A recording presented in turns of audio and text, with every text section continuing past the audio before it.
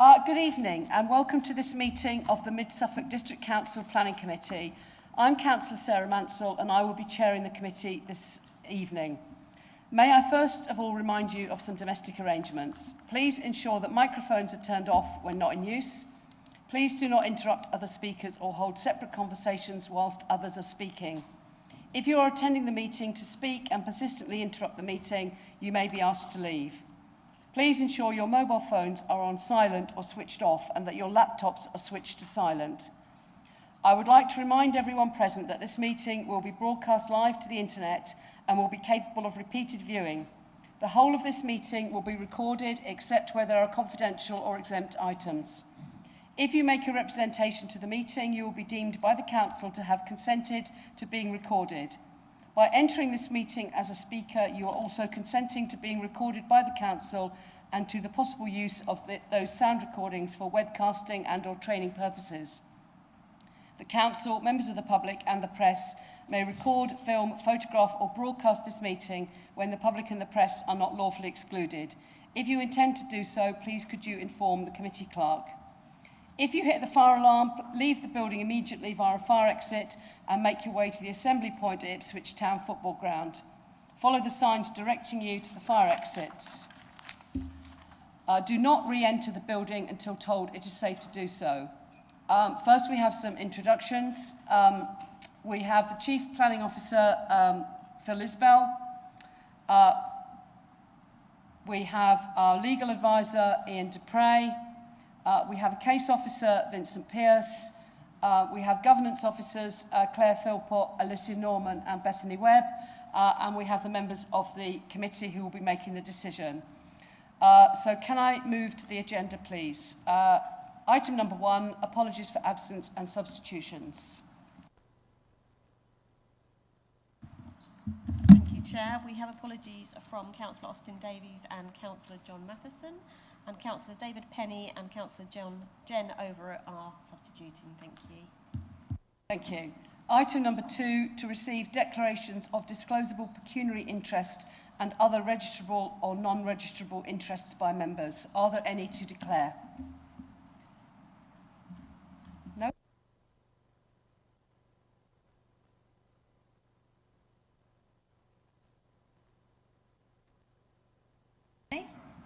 No? Okay, thank you. Item number 4, declarations of personal site visits. Any personal site visits? Councillor Elkin? I don't know if it matters for me, but I know the site well and I was there a couple of weekends ago doing some gardening. Thank you. Item number 5, MPL 2326, confirmation of the minutes of the Planning Committee meeting held on the 14th of February 2024. Are there any points regarding the accuracy of the minutes? Could I have a proposer for those minutes? Thank you, Councillor Hedingham. And a seconder? Anyone wishing to seconder? Thank you, Councillor Hardingham.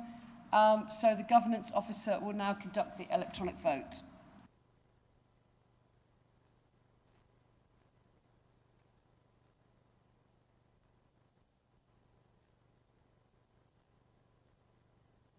I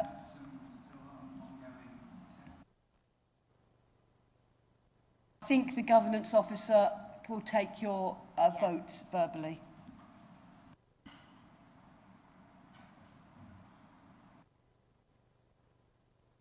Sorry, thank you, members. That vote is now in progress. So, Councillor Penny. I agree. Thank you.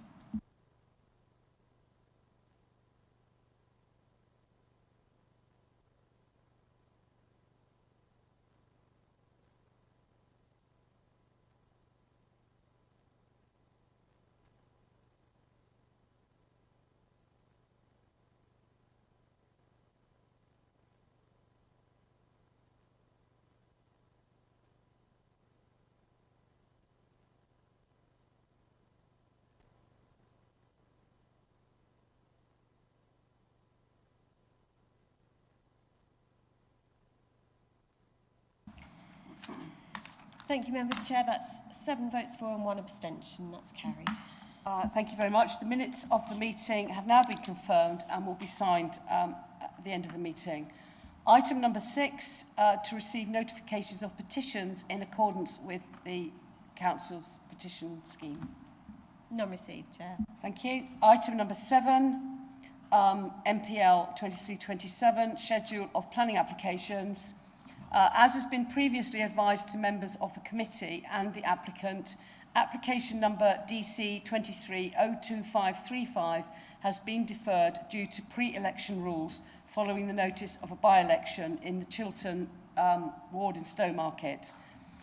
So we only have item 7B, which is DC 23-05641, former Paddock House Care Home in Wellington Road, Eye, and I will hand over to the case officer, Vincent Pearce, to introduce the application to committee.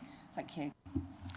Thank you, Chair. Good evening, members, visitors, and anyone who may be watching online. Let's jump several slides ahead.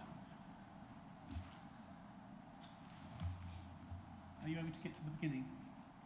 Please.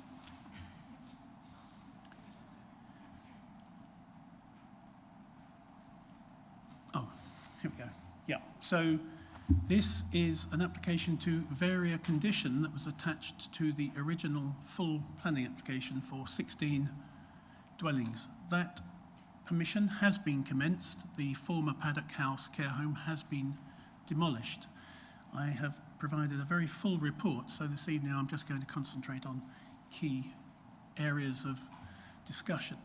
The first thing to report is good news. The applicant has agreed a number of alterations beyond those initially proposed in line with suggestions in the report. So in terms of the first amendment that's been agreed, the bin store roof, where in my mind there had been some discrepancy about how it would appear, it has been confirmed that the bin store will have a pitched roof. So that's one of the items that we wanted clarification on.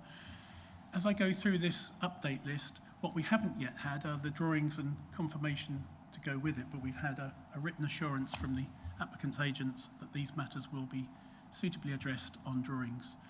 They have agreed to provide a blank window on the end elevation of plot 1, where originally we had approved a window.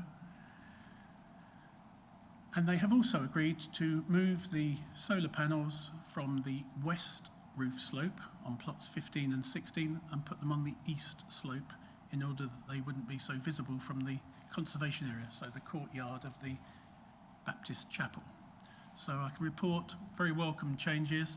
That has made the recommendation a little simpler, and I will come on to the tabled papers because we are putting an amended recommendation to you this evening. So I will refer you to the tabled paper where we have changed the recommendation, and when I get to the end of the presentation I'll quickly run through how that now stands. If we get to item F in the recommendation, I will have to do some slight adjustment to the text, but let's see if we get to F when we come to the debate. I have to remind members that this presentation is merely to illustrate certain points and does not supplant the value of the committee report. I also have to say, in the interest of transparency, that the application, as you know, is and has been submitted on behalf of Mid Suffolk District Council. That doesn't give the applicant any special privileges. As you know, the committee must determine the merits of the application on their individual planning merits and having had regard to all material planning considerations, as you would with any other applicant. In our opinion, the main issues raised by this application to vary the condition are around what is the relevant joint local plan policy, at what point are policies in the neighbourhood plan relevant, and the NPPF. We want to discuss a balanced approach between heritage matters and sustainability matters, because we have identified heritage harm, but there are also benefits in terms of providing occupiers of these units with access to alternative energy, and that in itself is a benefit. So there is a balance to be struck. as we go through the discussion. As you can see from the screen, the site of the former paddock house is within the conservation area. You may think, oh, well, it's right on the edge, but actually Church Street is one of the principal streets in the conservation area. It represents part of the historic core of Eye. And a quick run through history. Of course, there is a castle in Eye. It's one of the few remaining examples of a Motte and Bailey arrangement, a Norman arrangement, and that pattern is still clearly visible and can be understood. So that dates from just after 1066. The church was a 13th century church replaced in the 14th century, and development occurred originally around the Motte and Bailey Castle and the church. Well, so that is a typical Motte and Bailey, and there are very few left in the country. Now, that isn't directly relevant to the matter you're looking at this evening, but it is part of the pattern that makes Church Street incredibly important from a heritage point of view, because it explains the morphology of the town from its very earliest origins. There you can see the castle and the new development that went into what was the old Bailey hugs the curve, so you can clearly see that historic arrangement.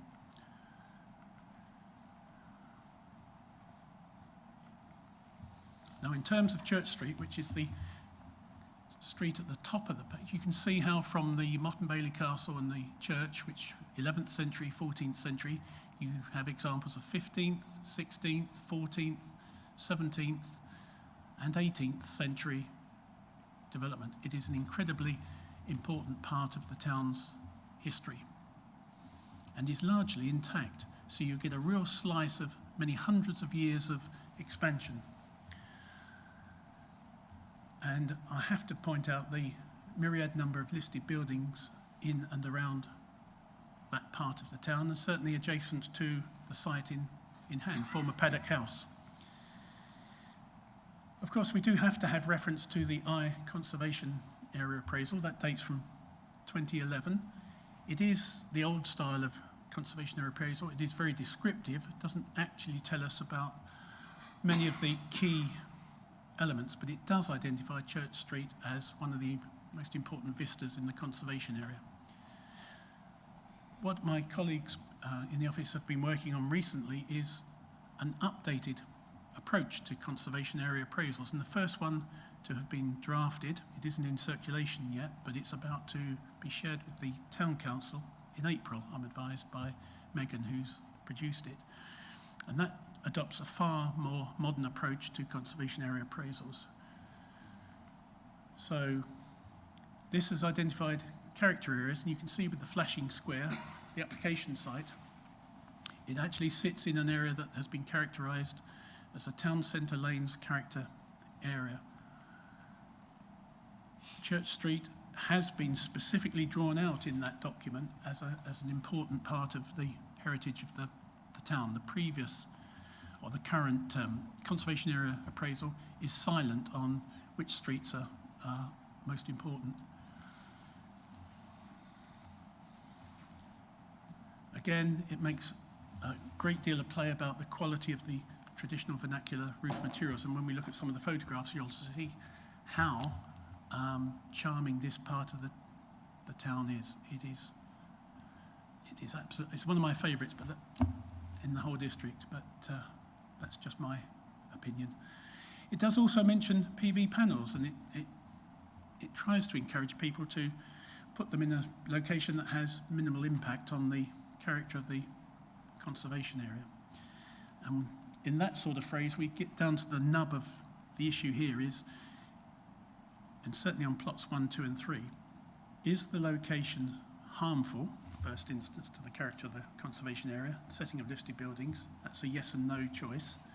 And then, if it is harmful, are the public benefits that arise from the development sufficient to outweigh that harm? And we'll come back to that debate shortly. So here we have some examples.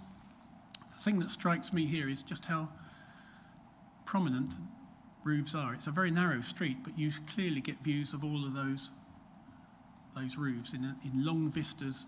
And as you remember from the existing conservation area appraisal, Church Street is identified as a key vista at both the whole length of it.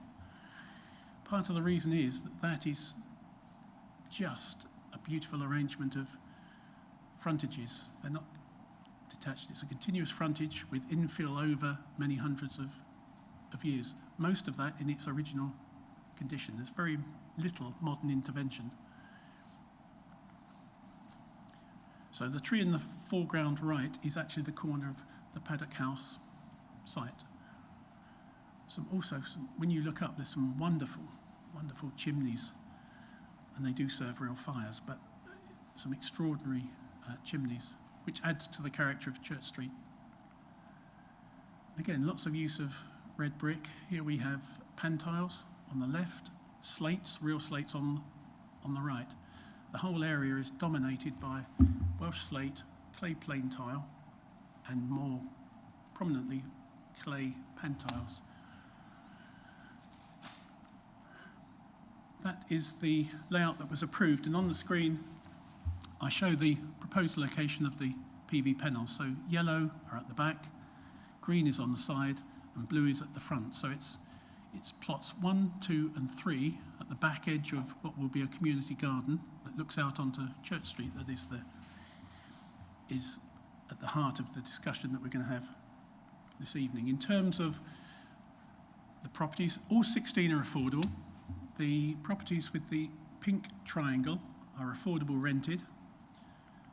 The remainder are affordable shared ownership. So where the applicant has agreed to shift the panels on 15 and 16, the occupiers there will still get access to solar energy. It'll just be on the opposite roof slope. That's the layout in context, and you'll see from that, if I can remember how to, oh, here we go. This used to be the garden to the care home.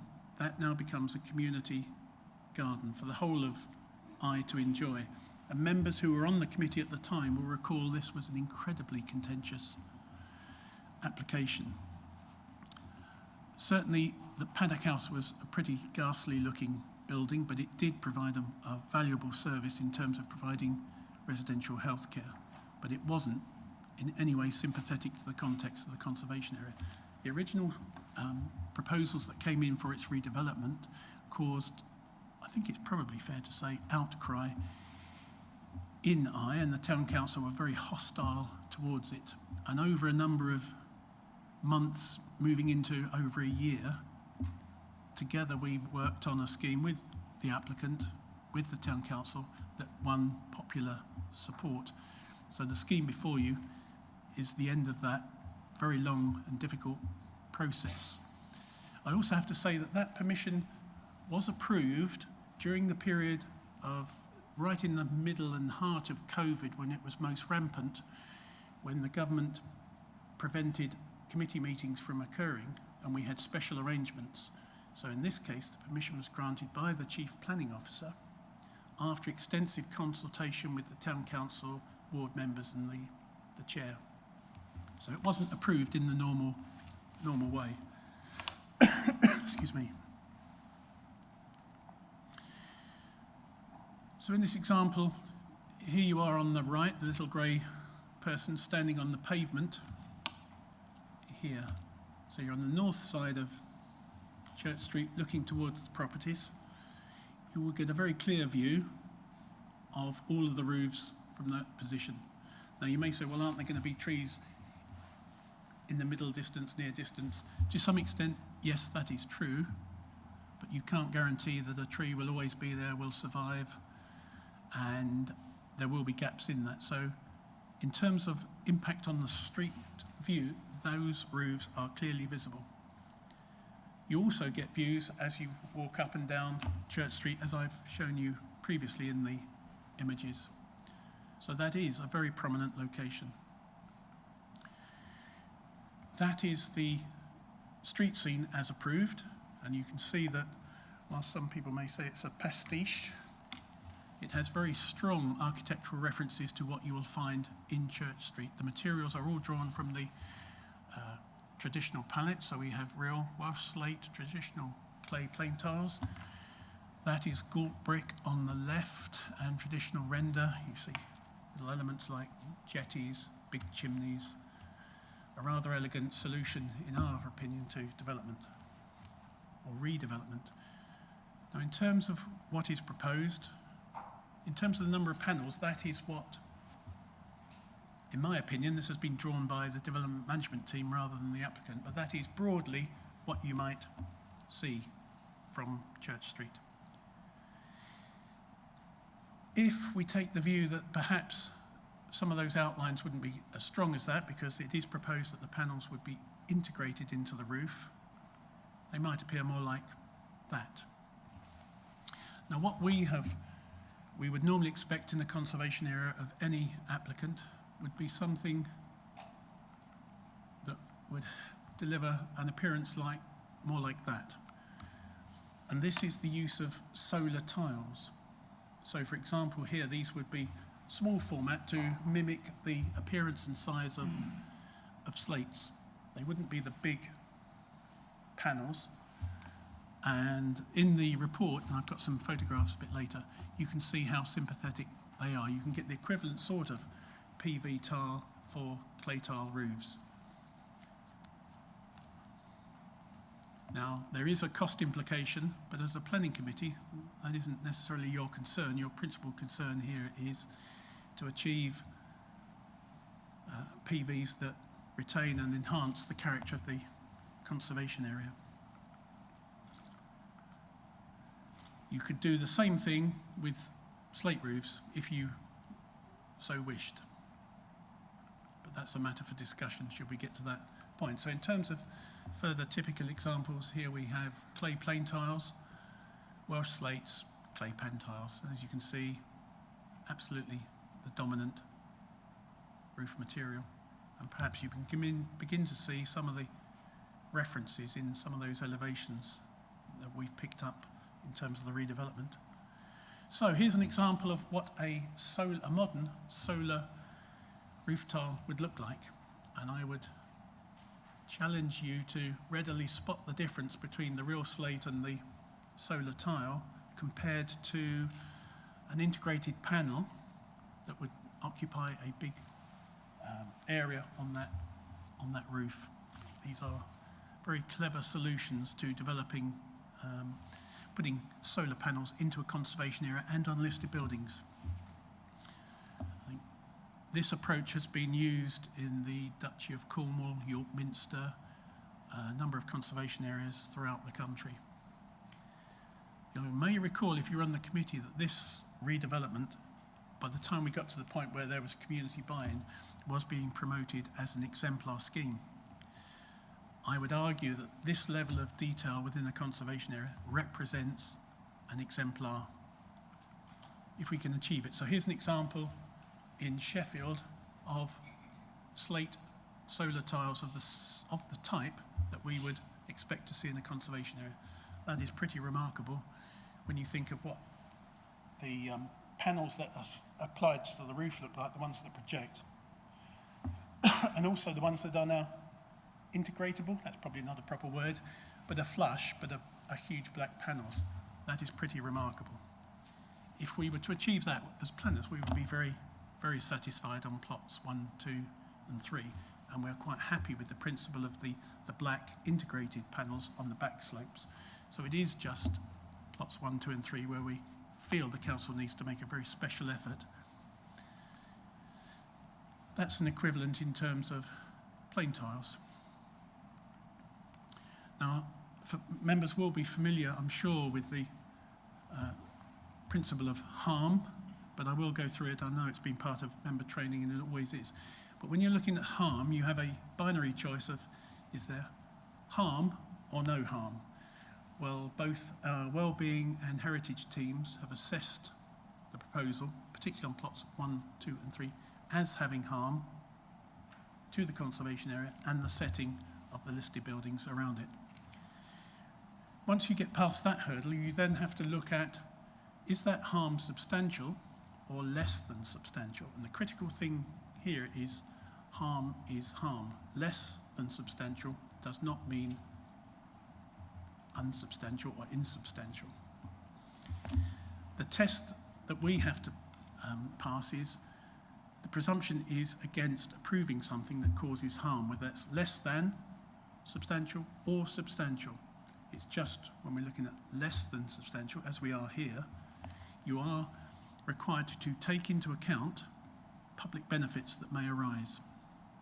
And in the report I explain what the public benefits are, and I think it is right to say that there is benefit from a tenant having access to alternative solar energy. The extent to which that is a public benefit depends on how many properties across the district end up with panels on the roof, because in this case it's 16. Will that make a difference overall?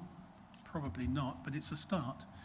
But is that really a public benefit in the sense of the MPPF at paragraph 208? So our view is the balance is tipped strongly against approval because of the harm that it will cause. We do not believe the public benefit in regard to plots 1, 2 and 3 does outweigh the enormous heritage harm. And I say that because were you to approve it, and that's perfectly within your gift this evening, I think everyone who owned a property in the conservation area would say, we noticed you approved that on your property. We would also like the same on ours, please. So, and when we as planners say, well, actually, you've got to provide solar tiles, they might say, well, that looks a bit like double standards. So, the element that isn't agreed by the applicant is to alter the detail. So they want you to consider the proposal on the basis of the integrated black panels on the roof slopes. In terms of the recommendation, because the applicant is willing to provide drawings showing the blank window, moving the tiles and the other adjustments, the recommendation now reads, at the moment we say there is, in our view, if we get the drawings showing the amendments that have been promised, then the Chief Planning Officer be authorised to deal with the application as an approval, subject to either, I've gone B before A, either if the applicant is willing to change the proposed roof material on the solar panels on plots 1, 2 and 3 to a solar tile that is to the Chief Planning Officer's satisfaction, that would be sufficient for the Chief Planning Officer to be able to grant permission. The applicant could also choose to remove the proposed solar panels from plots 1, 2 and 3. That would be acceptable. It would allow the applicant to continue the development, provide solar panels on all of the other plots, and perhaps they would come back later to discuss what sort of panel is appropriate on plots 1, 2 and 3. However, if we cannot this evening agree either position A or B, and when I say we, I mean you as the committee, we then move on to potential option F, which is to refuse the application. We can't issue a split decision, so we can't say parts X, Y and Z are acceptable, but unfortunately A is unacceptable. If you find one element unacceptable, the whole thing would need to be refused. The applicant, of course, could actually withdraw the whole application. That's another option.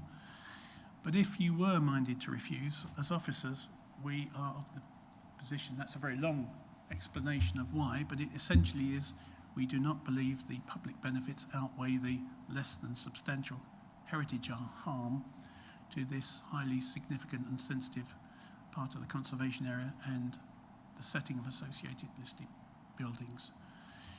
So I can imagine there's going to be quite an interesting debate, because as a council we are looking to tackle things like cost of living crisis, the climate crisis, and solar panels are without doubt a step in that direction to tackling those issues. but also the council, as a priority, has protecting its heritage, its built heritage, and this is a particularly fine area for that heritage. So I look forward to the debate that ensues, and I'm happy to deal with questions as and when they arise. Thank you. Thank you. Mr. Isbell. Thank you, Jim. Just to add one thing to what Vince has just told you, and that's just to clarify, as a starting position, there's been a conversation about harm. You have to give, as a committee, as a planning authority, you have to give great weight to the asset's conservation. So your starting position should always be to preserve the thing which is the heritage asset, in this instance, the conservation area.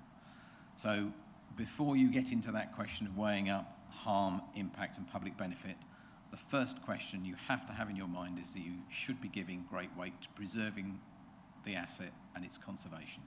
The question of harm and weighing that comes later, but as a starting point, that's a presumption, and in planning it's what we would term as a presumption that you will give great weight to that preservation of the asset. Now, whether you think that this does this, whether you think public benefit is there, is for debate, but as it isn't something that Vince touched on, I think it's just important to set that out. Thank you, Chairman.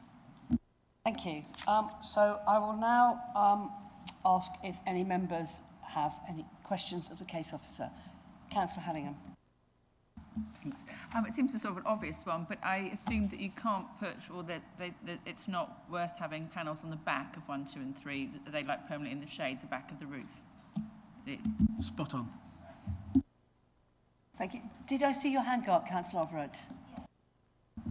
Yeah. Do we know how much less efficient the tiles are compared to the other option for solar panels? I don't have a figure, but I have spoken to one of the manufacturers who says they can match what is proposed. It might be in a different format, but they could match it.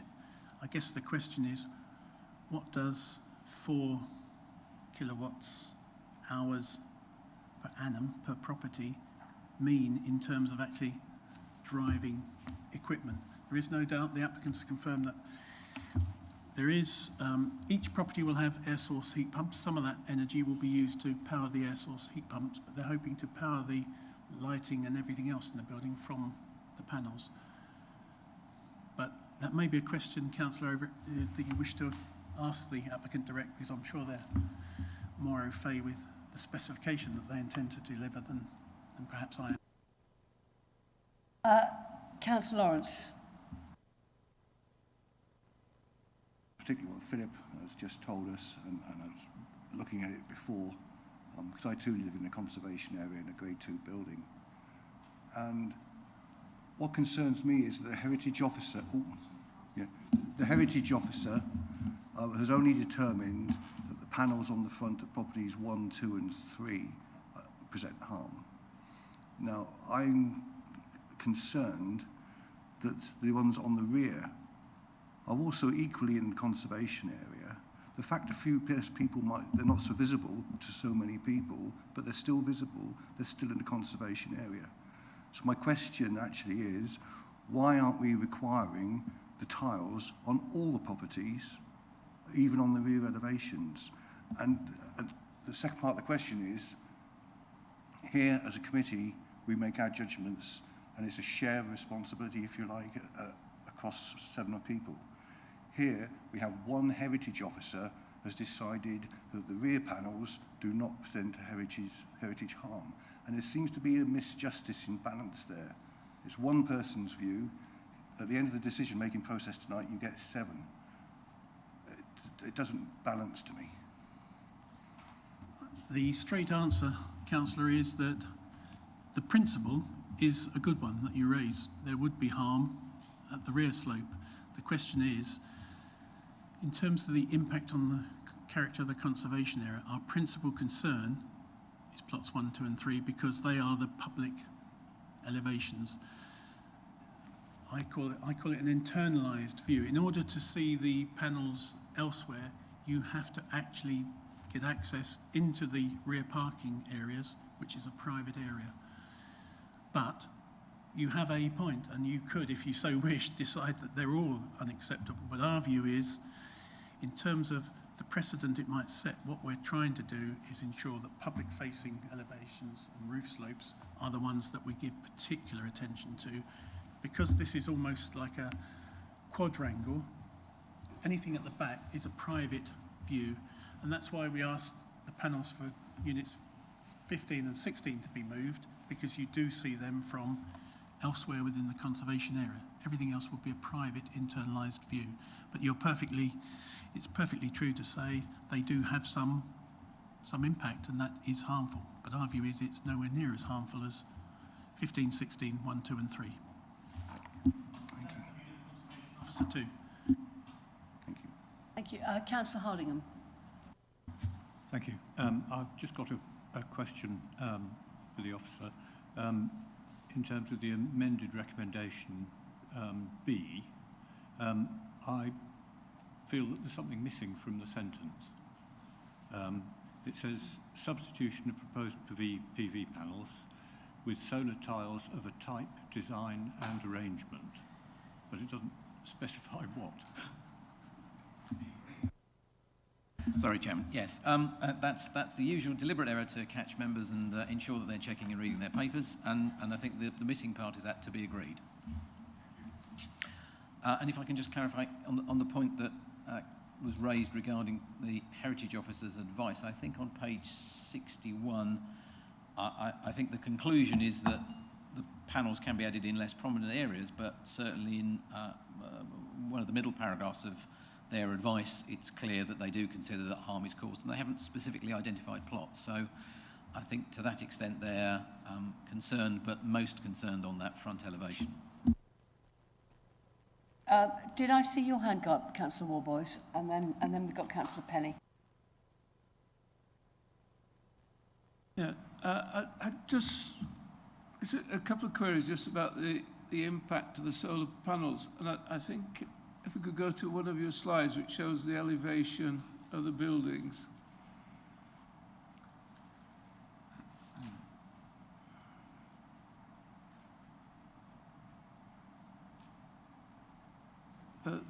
That one, yeah. This is an architect's elevation. The solar panels won't actually look like that from the street level. At the moment, they look like LED TVs on the rooftops. In fact, they'll follow the line of the roof, so there'll be perspective involved, so they'll actually be sort of more part of the roof rather than sort of solid black shapes becoming part of the facade. I think the other, I am familiar with that street. I sort of walked down it lots of times. There's shop fronts along that street. Some of them are being converted into private houses, but you can still see the sort of remains of a shop front.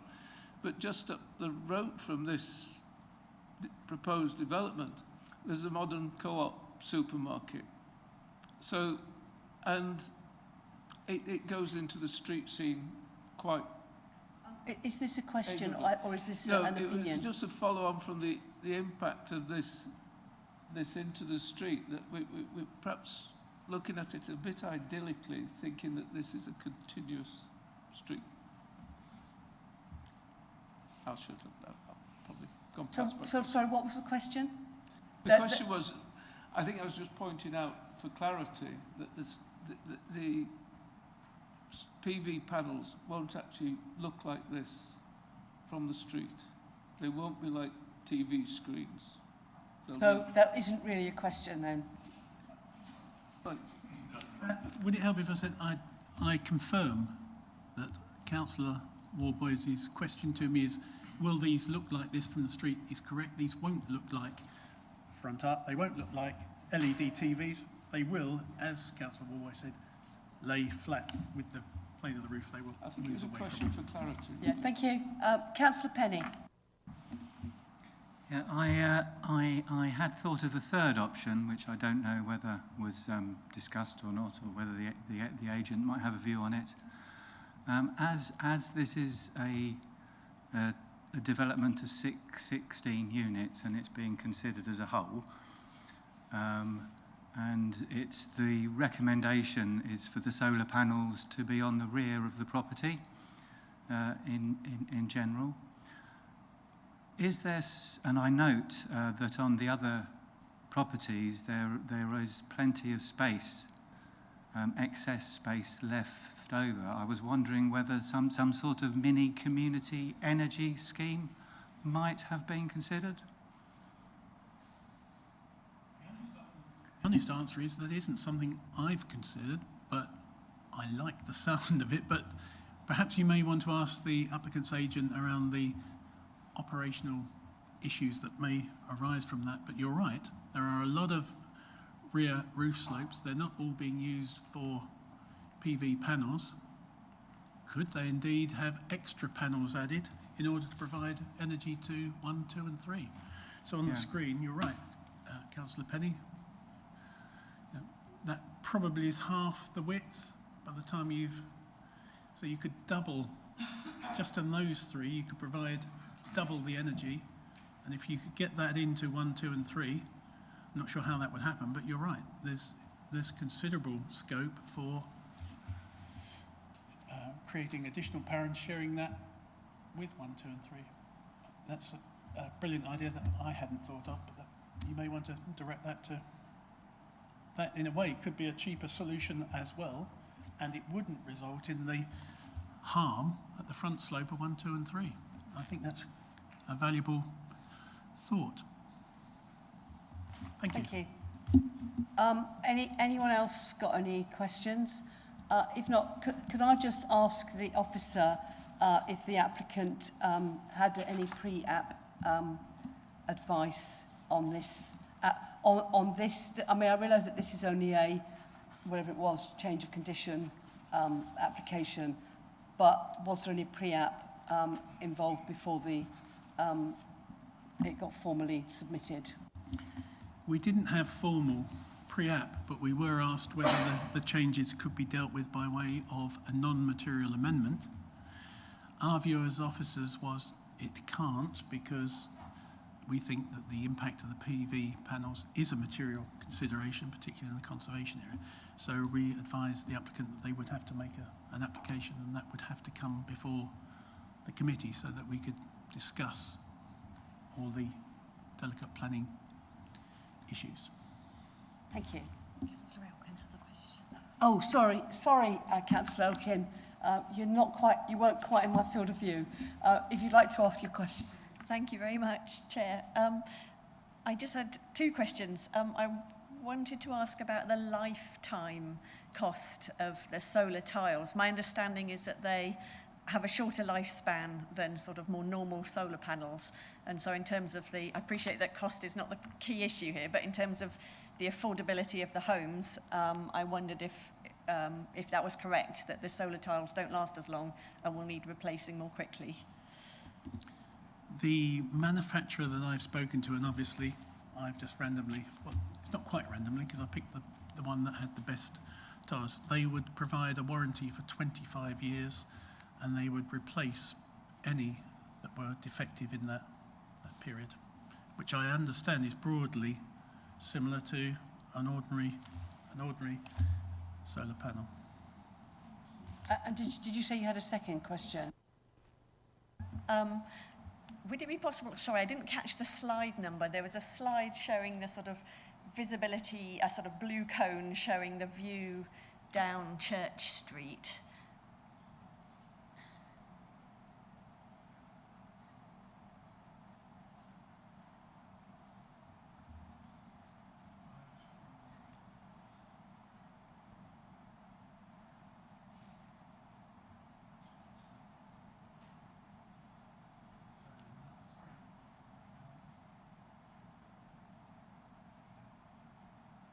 That one, yes.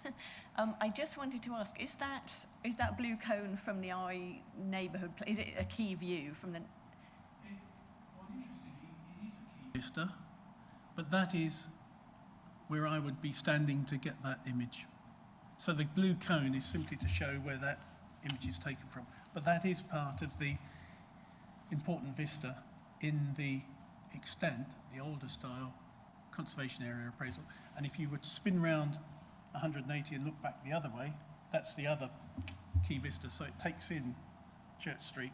I think that was my point, really. My question is that actually Paddock House is behind you from that image.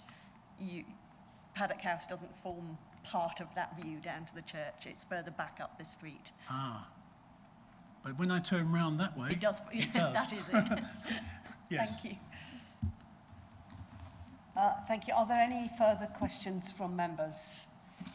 If not, then I will now invite the public speakers to address the committee. We don't have anyone from the parish council. We don't have an objector or a supporter. We have the agent, Nicole Perryman, and Holly Brett, the corporate manager for the council's companies. If you'd like to have your 3 minutes, that I will time with my high-tech timer. Thank you. Oh, there we go. Thank you, Chair. Good evening, members. My name's Nicole Perryman. I'm a planner at Ingleton Wood, and I'm here today representing the applicant, who is Mid Suffolk District Council. I'd like to begin by thanking council members for the opportunity to speak this evening. As you've just heard from your officer, these proposals seek a series of amendments to achieve new building regulations compliance and additional sustainable upgrades to this previously approved planning permission for 16 affordable homes being delivered by the local authority. Mid Suffolk District Council declared a climate emergency in 2019 and subsequently adopted a carbon reduction management plan to support the 2030 net zero target. The management plan is clear that the council has a duty of care to protect its residents and the environment, and indeed endorses residents installing solar PV to decarbonise and reduce energy bills. As a result of this application, these 16 affordable homes will benefit significantly from renewable energy through the installation of inset solar panels that would generate enough power to provide over 50% of the energy demands of each property. These principles are fully in accordance with policy LP23 of the local plan and paragraph 163 of the MPPF, which recognises the strategic importance of even small-scale renewable energy projects to provide a valuable contribution to addressing climate change impacts. The main issue at hand is whether the public benefits of this scheme outweigh any adjudged harm to heritage assets. Whilst we consider they do, this is a balancing exercise that members must carry out today in debate, and in doing so I would ask members to consider the wider picture here. This is not an application for PV panels to be retrofitted to an existing building. This is an amendment to a planning permission that has not yet been constructed. In the original planning application, the Heritage Officer concluded that there would be no harm to a designated heritage asset because the existing building, the former care home, was a negative feature in the conservation area and the proposed scheme would actually enhance it. On this basis, I would ask members to reflect on this. Would you still judge this amended scheme as a whole to enhance the conservation area when compared to the existing scenario? i.e., does the replacement of a vacant, out-of-keeping site with this new development of well-designed, sustainable, affordable homes that's before you today contribute more positively to the conservation area and provide significant public benefit? If the answer is yes, then you should approve this application. In summary, we consider that this planning application complies fully with the Joint Local Plan and the MPPF. The proposals are supported by the Parish Council, who applaud the addition of PV panels. The benefits of this application are significant in providing opportunities for renewable energy generation and a reduction in running costs for these local authority delivered homes, affordable homes, both of which are matters that require urgent action from the Council in the current climate emergency and the cost of living crisis driven substantially by fuel poverty. We therefore respectfully request that Council members overturn the recommendation of the officer and approve this application. Should you have any specific queries, obviously there's a lot to fit in within 3 minutes, but any specific questions we'd be happy to answer. Thank you. Thank you. Are there any questions from members? Councillor Haddingham. Thank you. I don't know if you've got the same, I assume you have got the same things. Anyway, on page 79, it says, it's talking about the panels on plots 1, 2 and 3, and it says there'll be very prominent street views within a conservation area. Installation on garage roofs to the rear would significantly reduce the effect on the external appearance of the buildings. The applicant has failed to demonstrate why this is not practical. What do you have to say about that? Sorry. So this is in relation to the parking court to the rear and the roof there. We did look at this, and we have covered this in a clarification note that's in the late papers as well. This was considered, but obviously they are detached from the dwellings themselves. There would need to be inverters. There would be maintenance issues with that as well. You also wouldn't get the same amount of panels on that particular roof. We estimated somewhere in the region of 6 to 8 panels is the maximum you could get on that particular roof. Obviously, that would be replacing the 18 that are on plots 1 to 3, so there would be a reduction there as well. Did you want to come back? I think Vince would like to contribute. If it will help, I accept that what Nicole has just said is the case. I did my own cross sections, and because the garage roof is so close to the back of properties, the sun would be limited when it was at a low arc, and they wouldn't be particularly effective. During the summer, the sun would be above the roof, the ridge of the plots 1, 2 and 3. So I would agree with Nicole, and to be fair, Nicole did explain that, and I did accept that. But what I didn't do is the courtesy of adding it to the table paper, so I apologise, Councillor. There is a diagram with some angles on in the table papers. Is that not what you're referring to?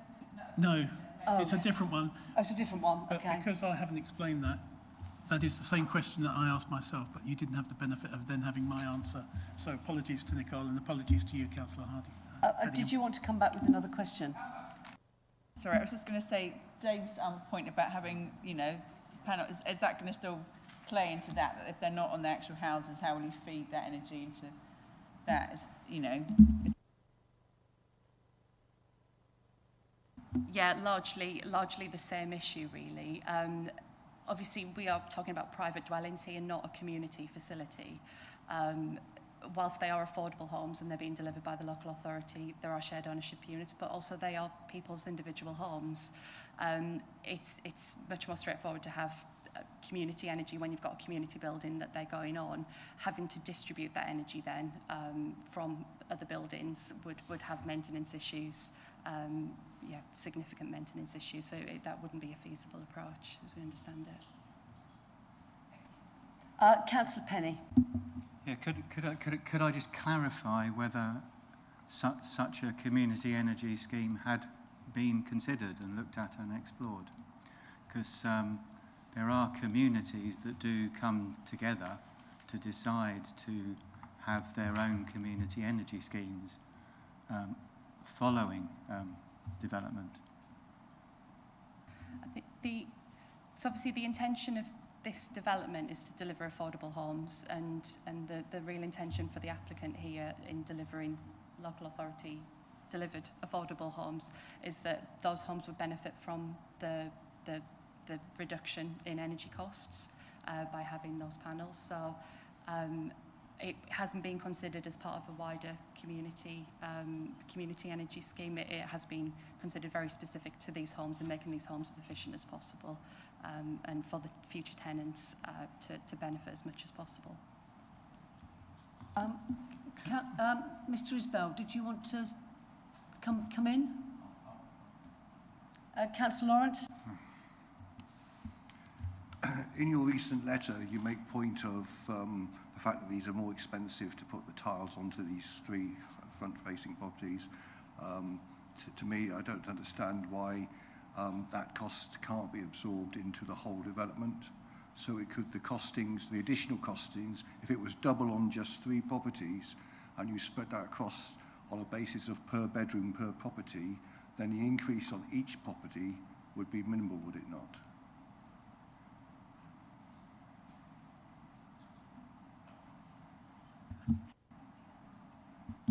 The wrong way around. Hi, Councillor Lawrence. So the viability for the scheme is already quite challenging because it's a fully affordable scheme. So there are no market sales to offset the reduction in values that we see when we deliver affordable homes. So you're right, it would always be spread across the scheme as a whole, so what we call a total scheme cost. But the cost of the tiles is significantly more expensive than the inset solar panels we're looking to use. We already changed from bracket-mounted solar tile or solar panels to the integrated ones, which are more expensive. But the short answer is the viability would be completely stretched to add any more cost to an already difficult to deliver scheme. Did you want to come back? Yes, just go a bit for the completely stretched doesn't mean non-viable. No, but it does mean that the payback year is longer, so there's debt implications for the council in the HRA.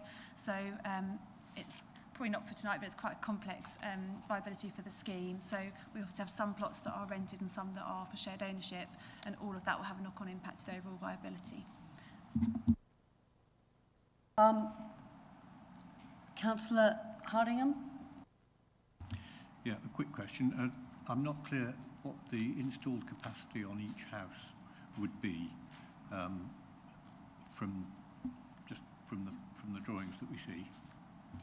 On average, it's a 4 kilowatt peak per dwelling as an average per property. So if that's a 4 kilowatt peak, that would generate on average of about 3,800 kilowatt hours per year per property.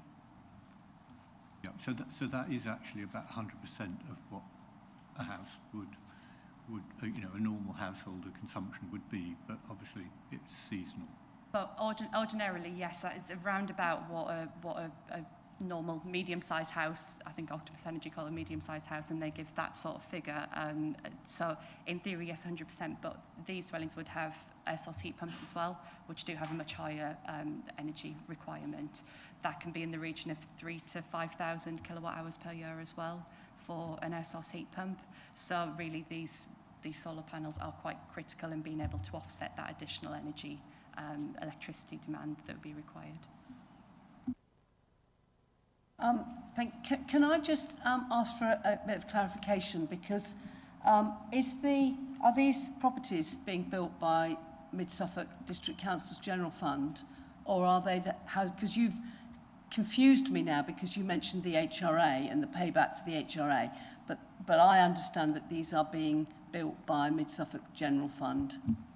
No, this has always been an HRA-led land-led scheme being delivered directly by the council within the HRA, the Housing Revenue Account. So the HRA are funding the whole development. Okay, thank you. Are there any further questions of the applicant? Or Mr. Isbell would like to come back.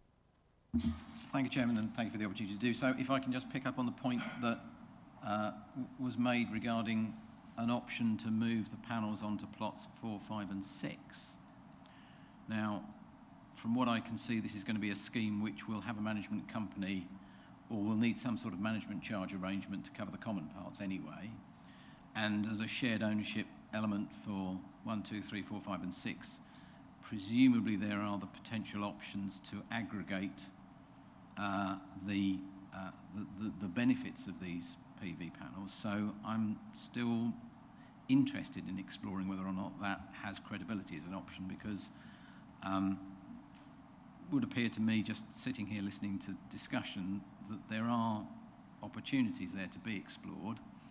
And presumably, of course, electricity supply is a matter that could be subject of an easement, because clearly there are going to be a number of easements here, and it would not seem impossible to have easements that direct supply from certain panels through to other plots. Clearly, there's much to explore, I do realise, and I realise this is not necessarily the cheapest solution, but a start as a planning authority officer from the presumption that great weight is given to protecting the conservation area and looking to explore the available opportunities. So thank you, Chairman. If that question might see whether there's any comment.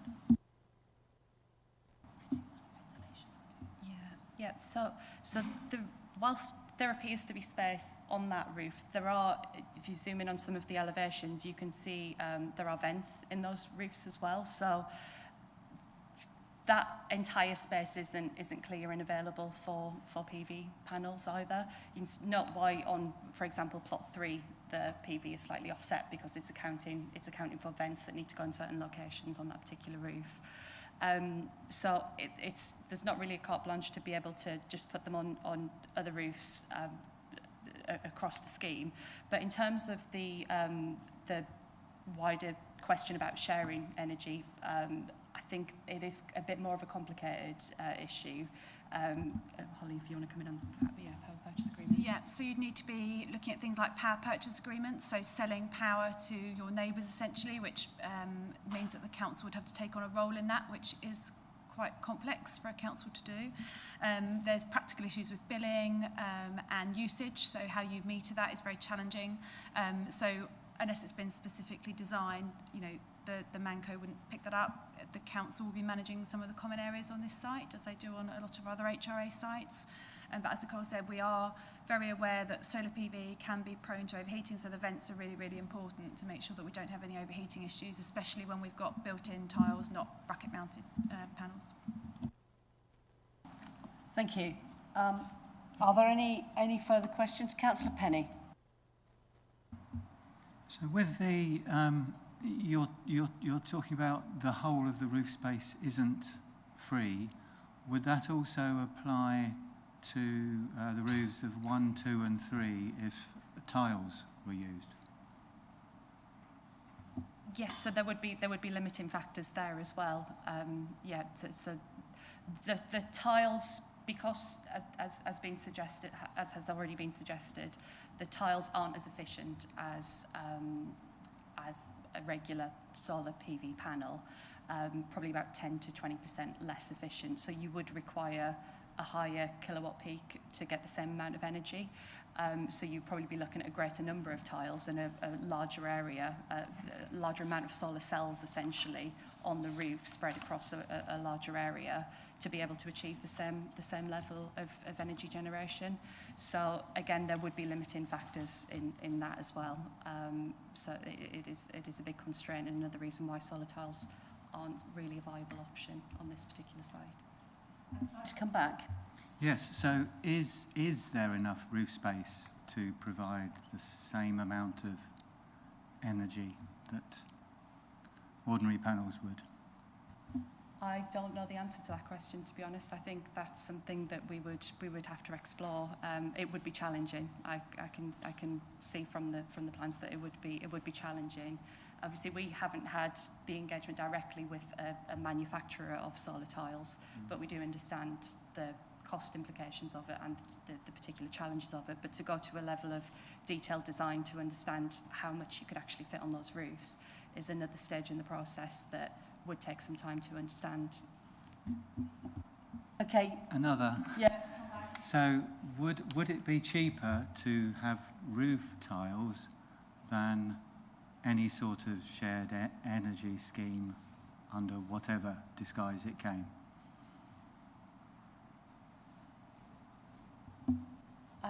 I think the shared energy scheme isn't really a feasible option either, to be honest, for the reasons we've just... Or finance. Yeah. I mean, are roof tiles cheaper? I don't know the answer, to be honest. Solar roof tiles aren't cheaper. Solar roof tiles wouldn't be, no. It sounds to me as if because the options haven't been discussed, there is no, you don't know what the costs are because you haven't actually investigated either of those options. So I don't think we can compare them today. That would be too much to ask in terms of cost. Are there any further questions? If not, then we have the ward member, Councillor Elkin, if you'd like to say your piece. Thank you. Thank you, Chair. Yes, I just really wanted to add a little bit of local detail, if I can. And as has been noted already, Church Street is a lovely street. It's one of the sort of core bits of the sort of historic centre of Eye. It is also a busy street. It has a co-op on the entrance to the car park at one end and the primary school and the church at the other. So a lot of people do walk down this street every day. I did want to mention specifically the community garden. It looks like a tiny little strip on the plans, but it is actually historically really important. It's the last vestige of the paddock that gave this area its name, and it was a green space in the town that I think the county bought and built on. And the community actually have been the ones who've fought really hard to keep that as a community green space. So that in itself, I think, is really an important part of the site. So it is undoubtedly, historically and for the community, a really important site in the town. Having said that, Town Council has not objected to the locating of solar panels on these roofs. And I did email, this is very informal, but the informal gardening group who were sort of have campaigned to keep the garden there. I did ask them if they had any thoughts before I came today, and I didn't have any feedback from that either. It's a bit difficult because the group working on the conservation area, I think that's a work in progress, so I'm not sure what their views are. I did want to mention that the design code, which is part of Eye's neighbourhood plan, does give support to the placing of solar panels on roofs. And it says the design of roof lines should include opportunities to integrate photovoltaic panels. And in the design code, the section on appropriate materials and features includes a picture of a roof with solar panels. But that's for Eye as a whole. I'm afraid I don't know how that intersects with the requirements for the conservation area. I did want to mention briefly that there is precedent for solar panels on front-facing roofs within this core section of the conservation area. Church Street goes down around one side of the castle and Castle Street is on the other. And on Castle Street there is quite a large home with a big full bank of solar panels facing outwards towards the street. But that is quite a different topography. It's sort of halfway up the bank of the castle, so I actually hadn't even noticed it was there. It is very much more set back, whereas, as our officer has pointed out, Church Street is you would be much closer to it. I think I did want to, so the other thing I wanted to point out was that the garden, I think the slide showing the vision lines didn't include, from the street, didn't include trees. And I think our officer mentioned that we can't rely on trees being always there. But there are actually, I think, 5 or 6 reasonably substantial trees. They're not huge trees, it's things like apple trees. There's a big Indian bean tree there. But if you're standing on the pavement looking towards where these buildings will be, there will be shrubbery and a number of reasonably established mature trees there. So it will screen your view of the roofs to some extent. Obviously less so in the winter. I mean, they are protected, I believe, in the design of the garden. The plan is to keep those trees in place, and I think there's careful plans been made to make sure they aren't damaged during the building, so there's no expectation that those trees are going anywhere. The final thing, I appreciate this isn't a planning matter, but I'm not sure I can go back to Eye unless I raise it, is that the key concern of everybody in the community that gets raised to me is the time that's been taken to bring these buildings forward. I think Mid Suffolk has owned the site since 2017 and it was in sort of disrepair and disuse for some time before that. So I think it's fair to say that any major changes to the specification that cause further delays to bring these homes forward when there's a sort of urgent need for affordable housing in Eye would be pretty strongly opposed by everybody in the town, I think. So I understand that's not really a planning issue. I just felt I had to mention it. So I don't know how I'm doing on my time, but I think that's all. You don't have a time actually. But are you about to finish? Yes, I think I'm just checking my list to make sure I haven't missed anything. But no, I think that was all the points I wanted to make. Thank you. Okay, thank you. Are there any questions of Councillor Elkin? No. Okay, so I will now open the item up for debate. Anyone like to go? Sorry, Mr. Isbell would like to chip in first. Councillor Elkin did mention some other solar panels. A brief check of our records does indicate that they haven't troubled us as a matter of an application. So however they got there, I don't think we've given them consideration. Well, we'll leave that for another day then. You want to? Yeah. Sorry, Chair. The illustration that I provided, the viewing angles were between trees as a statement of fact, but I accept what you say. More trees could expand. However, as a community garden, I will have public access to that whole space, and I will be able to step through the trees and view plots 1, 2, and 3 from within the public area that will become the community garden. Did you have another question, or do you want to start the debate? Right, so if there aren't any further questions, I will open this up for debate. Councillor. Right, I may as well throw my hat into the ring straight away. I've heard everything that's been said about the time constraints, about the, you know, the need for solar panels and to help people with their electricity bills. But I know this street really well. I used to go to the hairdresser there for a number of years. You know, I know there's a co-op right there, but I think that's a great public benefit. I just think that I think the harm absolutely outweighs, you know, any public benefit on what are going to be basic. I can't remember if they're private shared ownership or whatever. But anyway, I think that the harm greatly outweighs the benefit.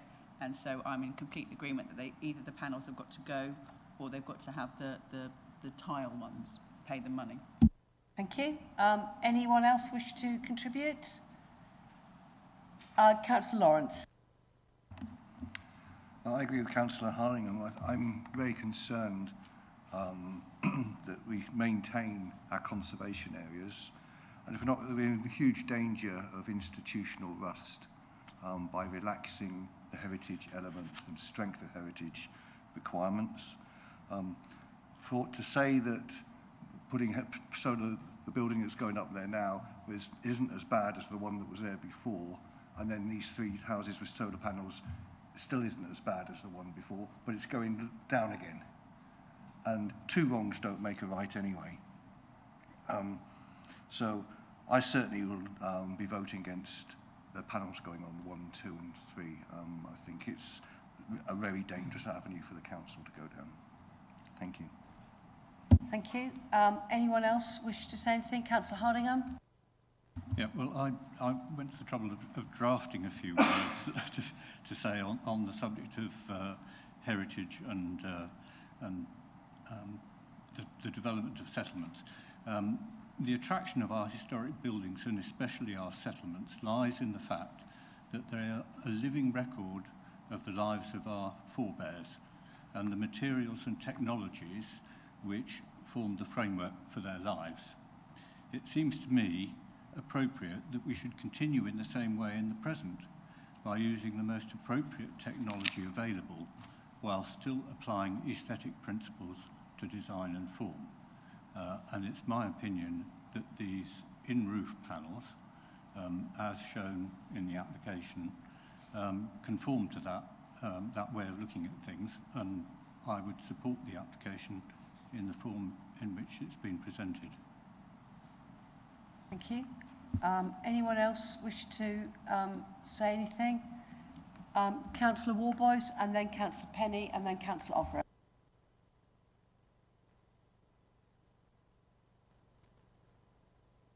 Yeah, wrong button. Sorry, Chair.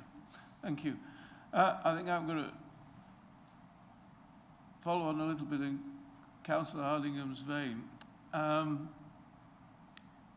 look at it in a bit general terms. There's been huge developments on the outskirts of Eye. And every time I drive past them, I'm shocked by the few rooftops with photovoltaic cells on. To me, it seems a step backwards to be producing buildings of affordable buildings on a great improvement on what was existing Paddock House, and then to willingly make them less efficient energy-wise, more expensive to run, and you know, to make the project potentially less viable by insisting on tiles which act as photovoltaic cells. I think one of the heritage documents does mention that at the moment sort of photovoltaic cells are relatively new visual intrusion into spaces. But it does use the word ubiquitous, which I sort of, as the novelty's wearing off, we'll stop seeing them. Just as going down Church Street, we don't see modern road markings or modern street signs. We don't even question a modern supermarket being there. It becomes part of the street scene. I think, as Councillor Elkin says, that the retention of that community space in front of it is really important, and the trees, again, which sort of do obscure plots 1, 2 and 3. As you go through the community gardens, as you get closer to the roof, closer to the buildings, the actual visual height of the roof gets much, much smaller. In fact, it sort of reduces in height. No, it stays the same, visually it reduces. The maximum impact is from the street. And even there, because of the pitch of the roof, you actually it will actually physically looks a bit smaller than it actually is. With regard to, there's one sentence in there that talks about there'll be copycat developments on rooftops. Well, the majority of the listed buildings are on the opposite side of the road, so if there were any copycats development, it'd surely be on the back in order to get the maximum exposure to the sun.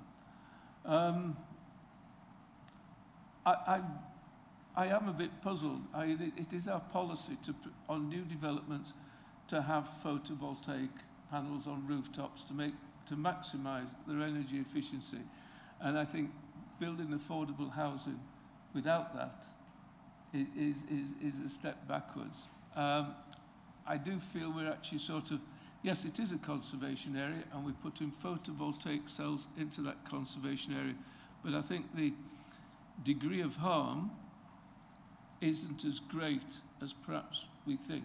It's moving more towards no harm, though there will be some harm. So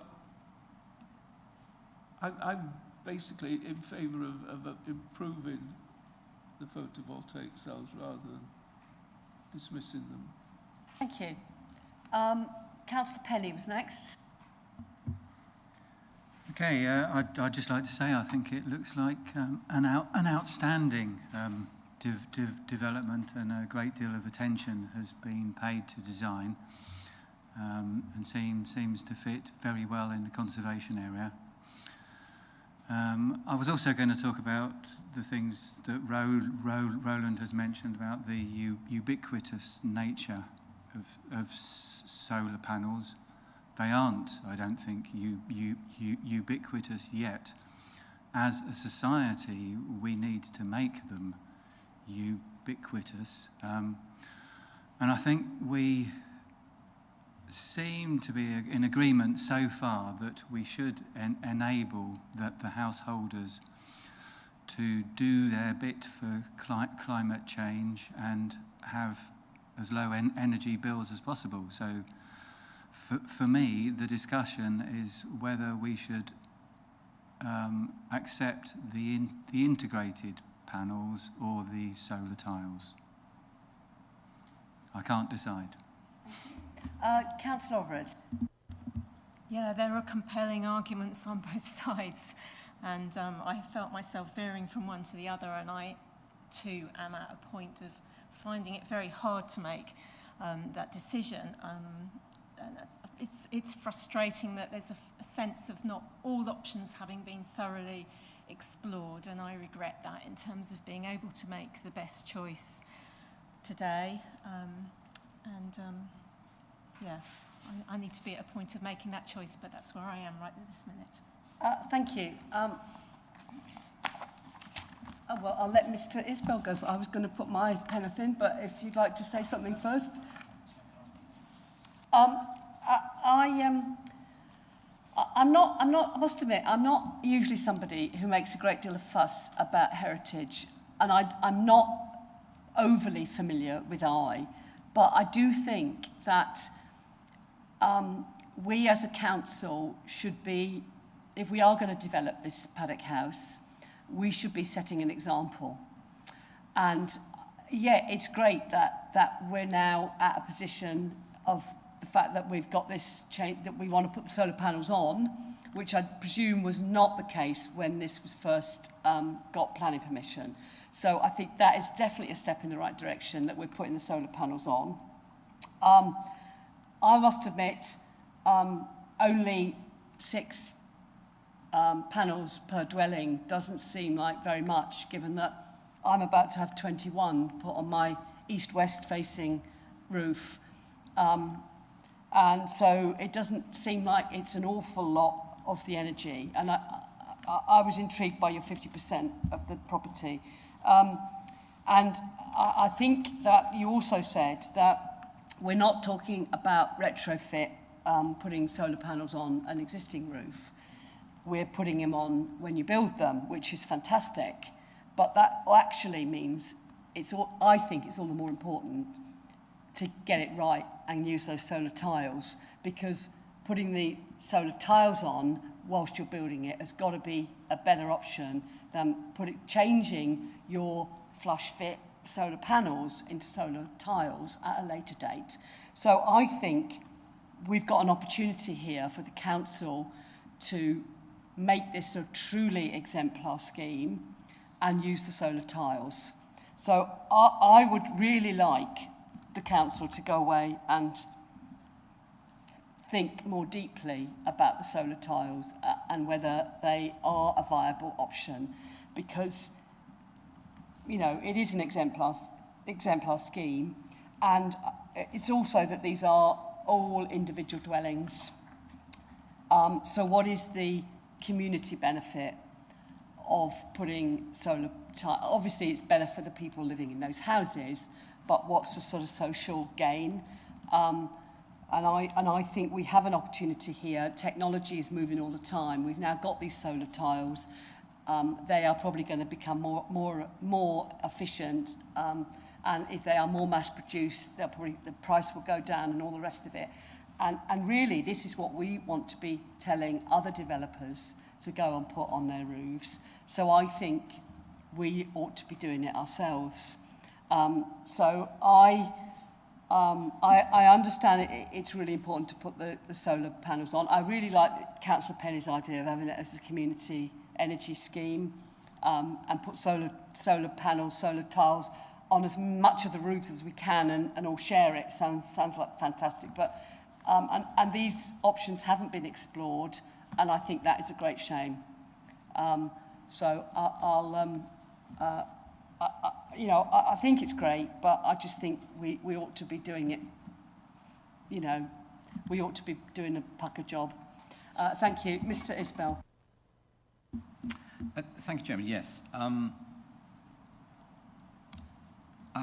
From my point of view, I think there have been some interesting discussions here, and what officers have put to you as a recommendation, I think, could usefully embrace what Councillor Penny has described, in the sense that we kind of come up with an A or B, and actually there's a B2 for the sake of argument.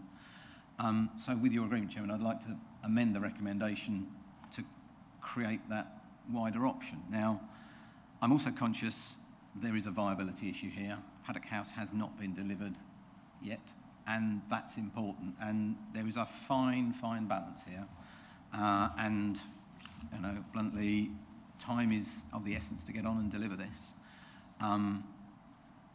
But with your agreement, Chairman, I'd like to amend the recommendation to read as follows. So, subject first to the following amendment A or B or B2 being made, and then to add a B2, the amendment of the proposed PV panels to incorporate, as far as reasonably practical, additional roof panels on the rear roof slopes to plots 4, 5 and 6 and other plots in lieu of those on plots 1, 2 and 3. So that would hopefully create, as far as reasonably practical, an opportunity to introduce PV panels in lieu of those on 1, 2 and 3 in the rest of the development. Now, I realise there are a lot of ifs and buts in that, but it is something that would hopefully move us forward somewhere. I think, and accepting there's a viability issue and that this is an HRA scheme and there are challenges, the planning authority has to uphold its duty, and its first and foremost duty is to protect the conservation area, and that usually means not seeing change in it unless there is public benefit engaged, and that's a thing that gets great weight as a starting position before you should start to put in weight in the question. But my proposition, Chairman, is an amendment which allows us to explore this under delegation, so that hopefully we don't have to come back here and rehearse this debate again with some other solution, Chairman. Thank you. Councillor Hellingham.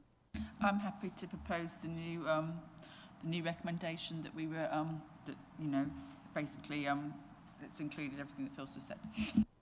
And Councillor Lawrence? I would second that, but can we discuss it further? We can. Did you want to make another comment now, and then Councillor Hardingham? Yes, I think we're getting too bogged down in the finance of it, to be quite honest, because that's not for us. If this was a third-party developer, we would just be saying, this is the principle on planning, it's heritage's priority, you come up with an economical design to implement it. That's not an issue for the planning committee. So I think we're getting too bogged down. That ventilation, I thought, was a red herring. You can put ventilation in the soffits. You don't need to have it on the roof tiles. And the roof tiles, you only have 2 or 3 tiles on a roof with ventilation tiles in it anyway, so it's not going to take up a great deal of space. And in my view, I would have preferred tiles across all the properties, but do recognise, as Councillor Mansell said, maybe in 5 or 10 years' time that would have been a viable option on a new build. But so I accept it's a good compromise here, certainly the recommendation, so I'm prepared to second. Thank you. Councillor Hardingham. Something that we haven't considered is how these things might age. And the illustrations we've seen have shown mock-ups of solar tiles within a roof, absolutely brand new. Now, both slate and pan tiles weather. They grow algae, they get stained and discoloured, and quite quickly too. Whereas your solar panels have got to remain clean, and they would grow algae if they're not clean. So I think within a short space of time, these solar tiles will be looking very different from the surrounding roof, whether they looked almost identical and seamlessly blend in or not at the beginning. I've had a bit of a look at LP19, which is quoted in the application screed, and 3B of LP19 supports proposals with appropriate design and materials, and C supports enhancements to the environmental performance of heritage assets. LP25 is quoted, but I think it's clearly intended to apply to open country, rural settings, and not at all applicable in this urban environment. So my feeling is that I go along with Councillor Warboy's attitude in that I think these solar panels, the in-roof ones that the applicant is proposing, will become practically invisible to the public within a very short space of time. And we have to consider that this is new build. We're not talking about changing a heritage building. We're talking about an addition to the new build in the conservation area to a very high standard of design, which is a huge improvement on what went before.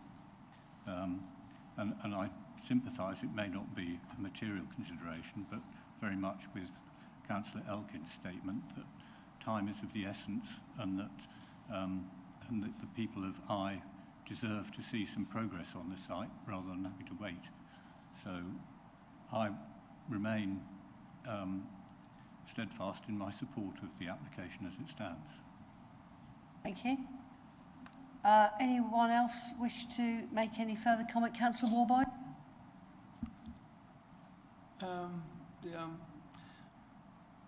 I think, you know, as a sort of little bit of a principle, I do like new build to actually look like new build and not to be sort of try to replicate bygone days.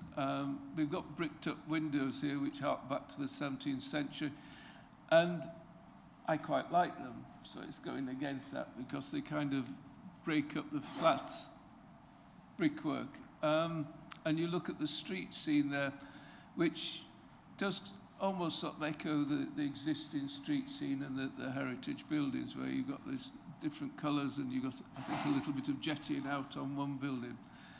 And now we're talking of actually sort of introducing fake roof tiles, which are photovoltaic cells, in order to blend in. And for me, that's sort of going a little bit too far almost. You know, I think there needs to be some sort of honesty. And I've certainly seen heritage officers comment that if you've got an extension being put onto an old thatched house, it should look like a new extension. It shouldn't try and replicate a 15th century, 16th century building. We've got, I have worries about the viability. We are venturing into sort of creating affordable housing and to sort of question, make it become a question whether it's viable or not. It is really, I think, a concern. I did have a quick look at the efficiency of the tiles is on average a little bit less than the photovoltaic cells. But I think the major expense is the actual cost of fitting them and acquiring them. I think they come from America. I don't think there's a British manufacturer. So I think Vince has got something to say on that. They are available, I think. Did you want to comment on that, Vince? Only simply the manufacturer, other manufacturers are available. The manufacturer I've been speaking to is based in Cardiff, and it is a spin-off company from research at Cardiff University, and they have installed them across the country. But that's... Oh, that's good. Mr. Isbell, did you also want to come back? Chairman, if I can just be quite clear, I mean, I've always said to a planning committee, decide the application in front of you. Now, the problem here is the council is the applicant. It's quite unusual to recommend refusal on a council's own application. In other authorities, the polite thing to do is politely invite the proposing service to withdraw the application. I would hope that that would happen if we arrived at that point, if that were necessary. But we are, as Councillor Mansell said, we are in the position of, as a planning authority, having to make consistent decisions. And it will not go very well, I suspect, if we make a decision in our interest in one circumstance and other people see that we are being partial for reasons which are not planning related. So, thank you, Chairman. Thank you. Councillor Penny, did I see your hand go up? Thank you. Yeah, I'd just like clarification on the recommendation. Was it that we were delegating responsibility to the Chief Planning Officer to investigate B1 and B2? Was that a recommendation? I'd like to clarify. Thank you, Chairman. Yes, so I added effectively a B2 because you've got A to a bunch of other things, so rather than create a different B. So B2 would be a further option. Now, it may well be that's not possible for the applicants to deliver, they don't wish to do it, so they're not obligated to one of those, but one of them is the alternative to a refusal. And that option was the amendment of the proposed PV panels to incorporate as far as reasonably practicable, additional roof panels on the rear roof slopes to plots 4, 5 and 6 and other plots in lieu of those on 1, 2 and 3. And you know, the recommendation I put to you is to add effectively what I think you started in the early part of the debate as a possibility. It gives a choice. I think the reality is that there is a huge viability issue underpinning this, but nonetheless, you know, this is a planning authority decision and it has to be made on planning grounds. Councillor Overett.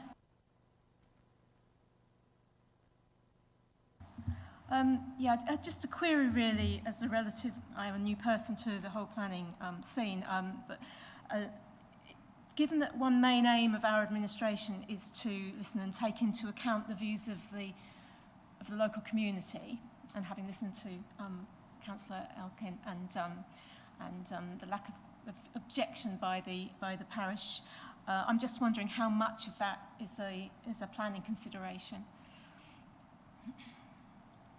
Would either of you like to respond to that? I'll have a co-chairman, but I admit I was slightly distracted with the team's message, so perhaps, Councillor, if you might. Yeah, to what extent is the views of the local community clearly don't want delay and have not raised any objections to this? To what extent should we be considering that a planning consideration? So the views of the community are a material consideration.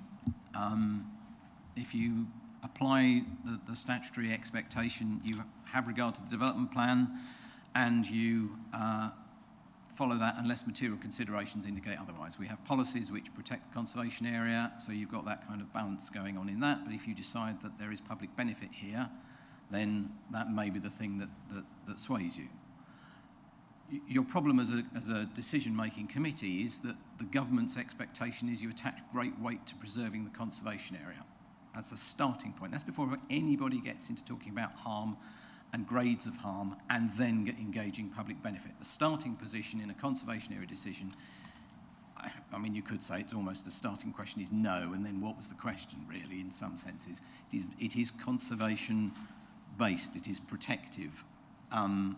So if you were to want to approve this, I would ask you as a committee to demonstrate that public benefit that would take you in that different direction, because with conservation areas, with heritage assets, you start with a statutory obligation in law, and on top of that you lay national policy with the expectation that you attach great weight to preserving the asset, and then you consider harm, and then you consider whether that is balanced by public benefit.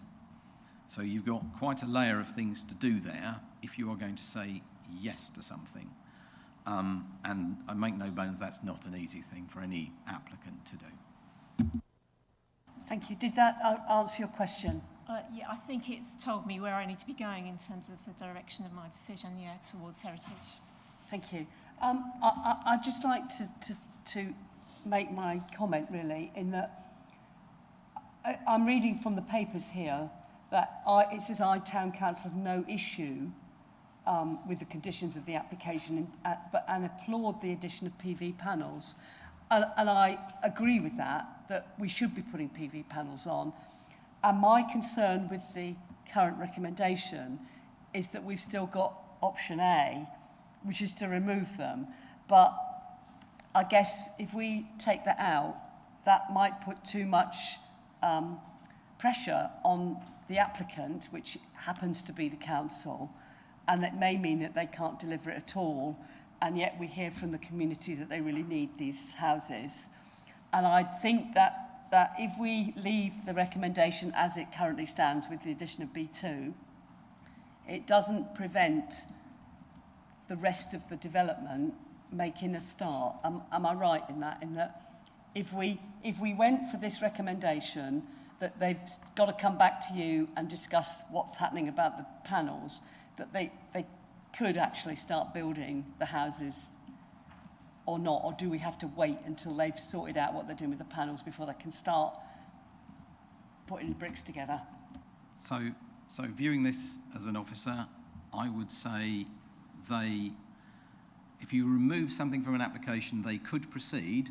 You can't split a decision. If you don't have that option in there, they've got to do something, and they can't surgically remove a bit of the application, and they've got to fix that before they can actually get on and do something. Now, whether they actually would proceed, whether this is fundamental to the tender process, I have no idea, and it's not my business to know. But it would seem to me that in most other schemes, what we would recommend with any private developer is that if you remove the offending item, that can be negotiated and discussed and resubmitted as an application in some way, shape or form. That's the kind of cutting out the problem. Anything else might get you to somewhere with a delegated authority to actually take it through with something that is still providing solar panels. Thank you. I think Councillor Elkin has got a clarification point.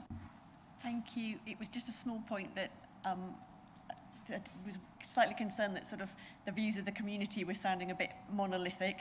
And obviously Town Council has been consulted, but the conservation group itself I think is a sort of in the process of reforming, and the conservation area guidance hasn't been updated. So I was just worried, I sort of didn't want to misrepresent that there was perhaps one sole view, and perhaps some parts haven't been able to give a view yet. Mr. Isbell, did you put your hand up again? Yes, yes, by the power of the internet, I do believe it. I suspect that they would not be able to enter into the tender process. But nonetheless, I suspect that leaving option A in gives them the most choices to proceed. Okay. So we currently do have a proposal and a seconder. Councillor Warboys and Councillor Penny, did you both want to come back? Yeah, I'm still struggling with this, really. I think it is establishing some sort of precedent here where we're actually sort of harm to a heritage asset, an area, conservation area. But I find I can't really accept the reverse argument that if we had a new development being proposed of affordable housing, we would be asking for photovoltaic cells to be on those rooftops. That would be our ideal situation. We can't enforce it, we can't demand it, but we would be asking for it. We would be asking for the buildings to be aligned to get the best possible advantage from the solar power. Now here we've got an affordable housing scheme which is commendable and a vast improvement, I think, on what was existing, and we kind of sticking on the visible technology, if you like, that says these are energy efficient houses. But I'm correct me if I'm wrong, please, but this scheme has got planning permission to go ahead without any solar panels. Exactly. So they could be putting it up anyway without any solar panels because it was granted back in 2020 before we were insisting that affordable houses had solar panels. And I think I'd have been asking at the time, why aren't we putting photovoltaic? We didn't have the opportunity to ask at the time, so I guess, unfortunately. So if you got, shall I let Councillor Penny and Councillor Lawrence speak? Yeah, I was just going to say that in my view, solar voltaic roof tile, the industry is still in its infancy, and I think we should be making this an exemplar scheme, and it clearly is an outstanding scheme. So I am now minded to look towards this option of encouraging the solar tiles, because I do appreciate the necessity to value our conservation areas. I would think they would be the cheaper option than the connectivity required for any sort of shared scheme. So I know I shouldn't consider that, but I'm minded to prefer that option. Thank you. Councillor Lawrence? Yeah, I would just like to say, we're not saying no to solar in this proposal and recommendation. We're saying yes to it, but under certain conditions, like tiles. So we're not, so we're following our policies as a council. I'm just worried, you know, as I said before, I live in a conservation area in a grade 2 property. I only moved there 2 years ago, but I considered the cost implications and the ability to maintain that property when I made the decision to purchase it. And so anybody that wants to live in a conservation area or wants to develop in a conservation area, here we're setting the example of what standards they might be expecting and the requirements. And I think that is a great thing to do. As I mentioned earlier, we've got to be very careful to avoid institutional rust. Thank you. Thank you. So does anybody else have anything further they wish to say? Because we do have a proposal and a seconder, and we can ask the Governance Officer to read out the amendment again, just to make sure, or Mr Isbell can do that, just so that we know what we're voting on. So if we do that, and then we'll go to the vote.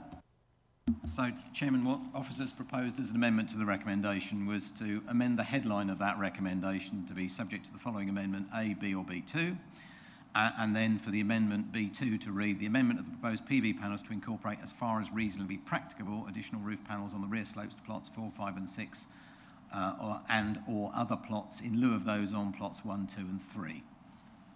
And I've added or rather than just and. And then the rest of the recommendation, C, D, E and F and all the rest of it all still stands. Right, so I will now ask the Governance Officer to conduct the electronic vote. And Councillor Penny, are you still needing to do a verbal one?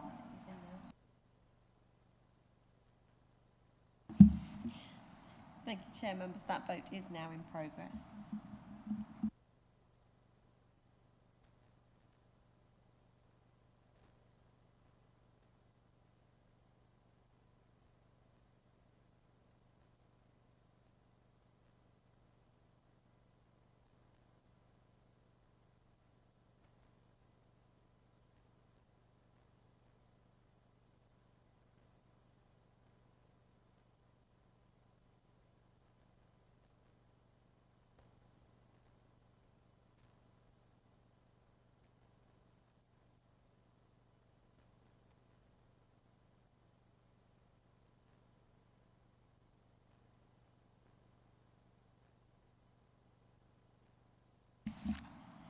Thank you, members. Chair, that's 4 votes for, 1 against and 2 abstentions. That's carried. Thank you. Thank you. So that finishes our cases that we need to deal with tonight. Item number 8 is site inspections. Do any site inspection requests need to be reported to committee? No, Chair. Thank you. So the next meeting of Mid Suffolk Planning Committee will be on Wednesday the 10th of April at 9:30 a.m. here in the King Edmund Chamber. I now declare this meeting closed at 19:20. Thank you. Thank you.